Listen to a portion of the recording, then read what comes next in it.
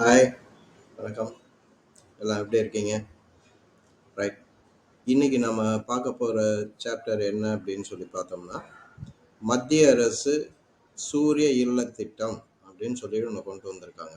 இதை மாநில அரசு அதுக்கான முன்னெடுப்பை எதுவும் பண்ணலை அப்படின்னு தான் நம்ம சொல்லணும். ஏன்னாக்கா அது டிவியில் இதிலெல்லாம் நம்ம சொன்னால் தானே மக்களுக்கு புரியும். ஆனால் அந்த ஒரு செயலை செய்யவே இல்லை. ஆனால் இபி மூலமாக மறைமுகமாக செய்கிறாங்க, அது இல்லைன்னு சொல்லலை. இந்த திட்டத்தினால நமக்கு என்ன பலன்? அதாவது சூரிய இல்ல திட்டம் அப்படிங்கிறது சோலார் மூலமா மின்சார உற்பத்தியை பெருக்கணும். அதன் மூலமா அனைவருக்கும் தடையில்லாத மின்சாரத்தை நம்ம கொடுக்கணும். அவ்வளவுதான். இதுக்கு மத்திய அரசு என்ன சொல்லியிருக்காங்க, நீங்க மாடி வீடு இருக்கிற அத்தனை பேரும் நீங்க இதுல பதிவு பண்ணிக்கோங்க. பதிவு பண்ணிட்டு உங்க வீட்டுல 1 கிலோவாட் 2 கிலோவாட் 3 கிலோவாட் அந்த அளவுக்கு நீங்கள் சோலார் பேனல் போட்டுக்கலாம். இது மத்திய அரசு முழுமையாக உங்களுக்கு உதவி பண்ணுது. 1 கிலோவாட் போட்டிங்க அப்படின்னாக்க நம்ம பொது சேவை மையங்கள் மூலமாக பதிவு பண்ணும்போது, குறிப்பாக பொது சேவை மையங்கள் மூலமாக பதிவு பண்ணப்படும் போது 1 கிலோவாட்டுக்கு 55,000 ரூபா உங்களுக்கு செலவாகுது. இதில் 30,000 ரூபா மத்திய அரசு மானியமாக உங்களுக்கு கொடுத்துட்றாங்க. அப்போ உங்களோட இன்வெஸ்ட்மெண்ட் வெறும் 25,000 மட்டும்தான். அந்த 25,000 ஒரு 4 வருஷத்துல கண்டிப்பா நீங்க திருப்பி எடுத்துட முடியும்.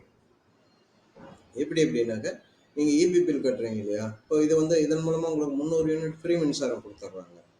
ஸோ நீங்க அதுக்குள்ளதான் மேக்சிமம் நம்ம நடுத்தர வர்க்கத்தில் இருக்கிறவங்க அதுதான் யூஸ் பண்ணுவாங்க. அதுக்குள்ளே நமக்கு போதும். ஓகேங்களா? அப்போ நீங்க மின்சாரம் கட்ட தேவையில்லை. இது வரைக்கும் நீங்க மாசம் 500 ரூபா 600 ரூபா கட்டிக்கிட்டு இருப்பீங்க. அது நம்ம கட்ட தேவையில்லை. இப்படியெல்லாம் கணக்கு பார்த்தோம்னா நம்ம 2-3 வருஷத்துல அல்லது அதிகபட்சம் ஒரு 4 வருஷத்துல நம்ம போட்ட பணத்தை நம்ம எடுத்துடலாம்.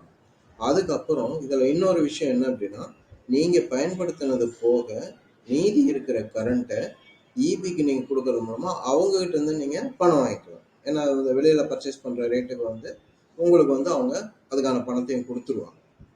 ஓகேங்களா? இதனோட நோக்கம் என்ன அப்படின்னு நம்ம மேம்பக்கம் பார்க்கும்போது சும்மா எதுவும் பதிவு பண்ண சொல்றாங்க அப்படின்னு சொல்லிப்போம். அப்படி கிடையாது. இது ஒரு அருமையான திட்டம். அதாவது ஒரு பவர் ஸ்டேஷன் நம்ம ஸ்டார்ட் பண்ணணும் அப்படின்னாக்க, ஒரு மின் உற்பத்தி நிலையை நம்ம தொடங்கணும் அப்படின்னாக்க, அதில் ஏக்கர் கணக்கில் நிலம் வேணும். அது போக அதில் ஒரு ஆஃபீஸ் கட்டணும்.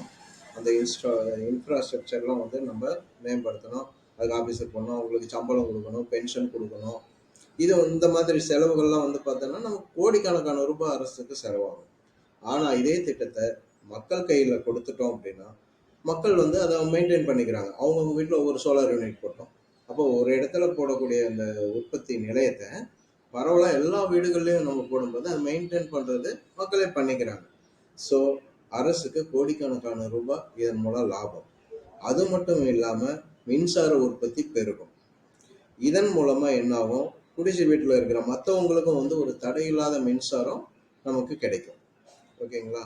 அதனால் நீங்கள் அத்தனை பேரும் உங்களோட இபி நம்பர், உங்கள் மொபைல் நம்பர், இது 2 இருந்ததுன்னா போதும், நீங்கள் பதிவு பண்ணிக்கலாம். உங்கள் பக்கத்தில் இருக்கிற பொது சேவை மையங்களுக்கு போய் அல்லது அவங்கள அழைச்சி ஃபோன் மூலமாகவே அழைச்சி கூட நீங்கள் அதை பதிவு பண்ணிக்க சொல்லலாம். நன்றி.